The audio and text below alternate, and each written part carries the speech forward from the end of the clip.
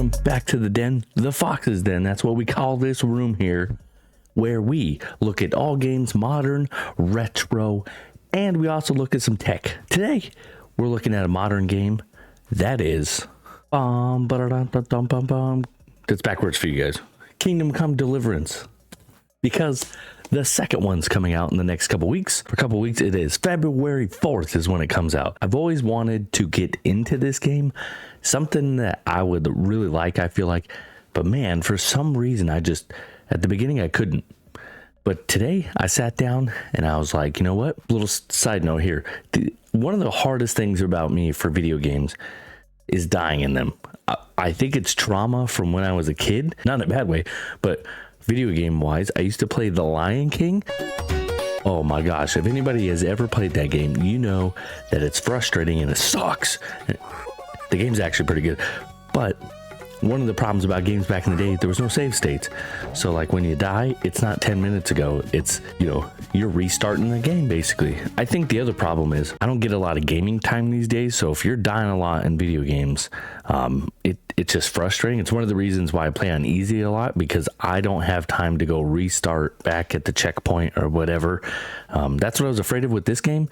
Like I always get afraid of dying. This one, I just jumped in. I was like, you know what? Let's just lay back and enjoy this. And it was actually really good. The combat is complicated. It's a little hard. I don't know if I just skipped the tutorial or what, and to look up on the internet how to draw your sword. That was embarrassing. Other than that, I've been having a blast with this game. I've only played a couple hours, but it's got its hooks in me. It's a game that I constantly go to the setup over there, and I'm like, what do I want to play? Because I beat Dragon Age, finally. I'm like, okay, what's the next game? I've been playing Sea of Stars, so that's one I've been playing. And then I'm like, you know what? Let's check out Kingdom Come Deliverance, because the next game's coming out. So now that I've given myself permission to die and stuff like that, I haven't been as worried, and I have really been enjoying it. There is so much realism here as you're going through castles and things like that. One of the missions, I don't think it's a spoiler. The game's a couple years old now. You got to like sneak away. And I don't know if they meant for you to do this, but like there's a way you could tell that you're supposed to sneak through. It helps you get set up in the game. I said, screw that. And I just snuck out through like a drawbridge. I jumped off into the moat and escaped out that way. That was really funny. But when games gives you that kind of freedom, those choices, that ability to do whatever the heck you want, I like it.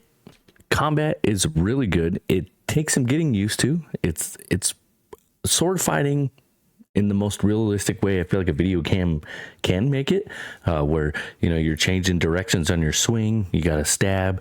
You got to kind of work your way through that. I like the conversation pieces and how there's almost every selection has a certain, there's like using fighting, right? I can't remember the exact names of it. There's aggression, and then there's like persuasion, and each one you start to learn. It's not just about your skills, it's about the other person's skills against your skills, if that makes sense. So sometimes if you put all your points into persuasion, you may still end up fighting the person because their level of trickery, I guess, fights against your persuasion, and you'll lose that every time. I learned that with a shopkeeper. I tried to barter, and he didn't like that. He was not happy. I didn't have to fight him, but he was like, I'm not selling you nothing. So the story starts with Henry. His father is a blacksmith, and his father is tasked with making the local lord a sword. And his dad has a backstory that's really mysterious, but you know that he was a blacksmith in a large city that was making weapons for pretty major people. And he decided to lay down and hide away. And it's like, what's going on there? Well, my dad's a badass. That's what's going on.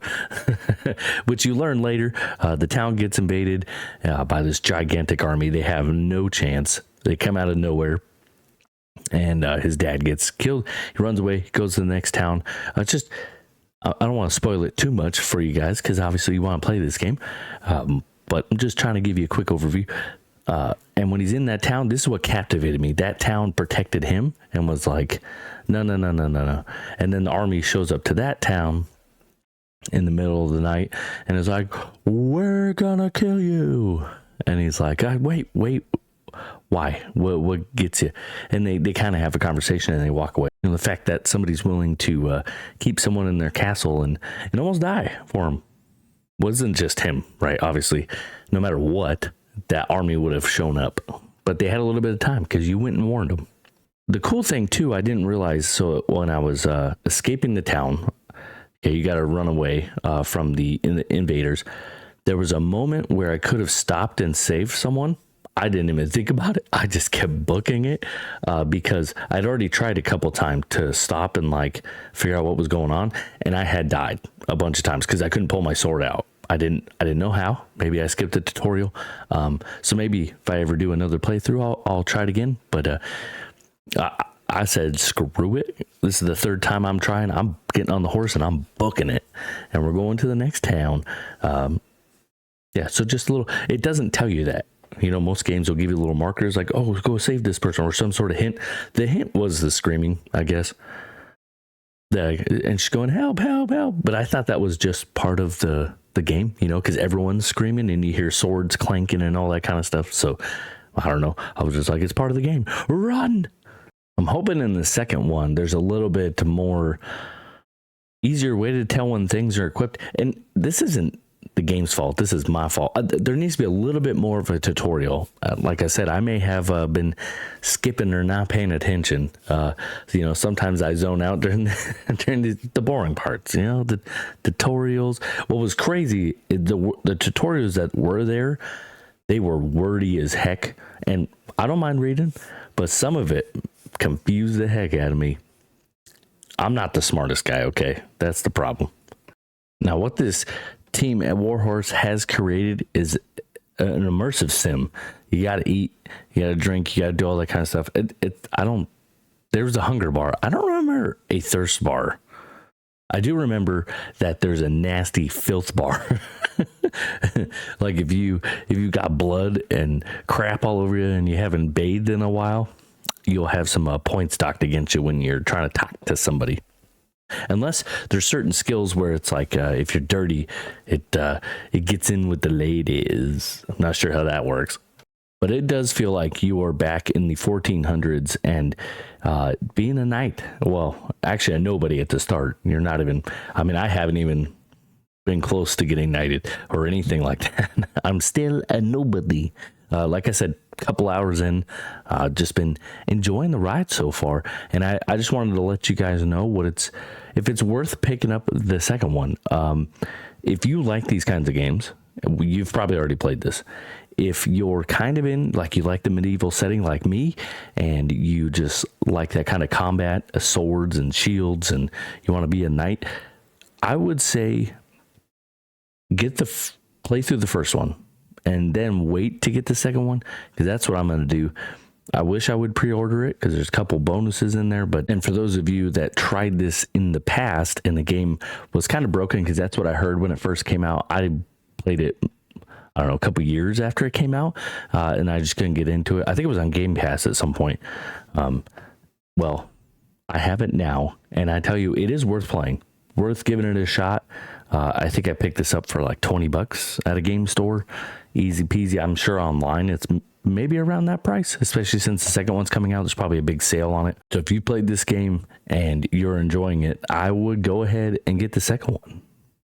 What I do like to upgrade your skills, they upgrade by doing, not by putting up stats. So as long as you're using that, it'll upgrade. So that means if you're using a sword and shield, your block and all that kind of stuff will just progress on its own. And that was happening a lot in the beginning as I'm fighting. It was a bunch of stuff was popping up like, oh, you've upgraded this, you've upgraded that. There are like base skills, like your first level, I think you get to use bandages. And then the second one, there's like something about hunger and a couple other things in there that you get to upgrade. One of those is the one I was talking about where if you're dirty, it doesn't matter about when you're having a conversation with somebody. I think it's specifically geared towards the ladies. but I'm having a ton of fun. So if you're on the fence about picking this game up and possibly the second, definitely pick the first one up, give it a shot, and then you can always, you got a couple weeks. So maybe you pick this up today, play it a couple hours after work each day, and really dive into this game and all that. Will I finish this? I don't know. It's what makes me hesitate, and it's not because of the game. It's because of me, and I like to play other games. And Avowed's coming out around that time, and I am more of an Avowed type of person than this immersive game. I want a little bit of hand holding here. Help me, because I'm stupid and I suck at video games. All right, you guys, make sure to hit the subscribe button, the like button, and share it. Just kidding, you don't have to do that last part. But I appreciate you guys watching. I'll catch you guys in the next one.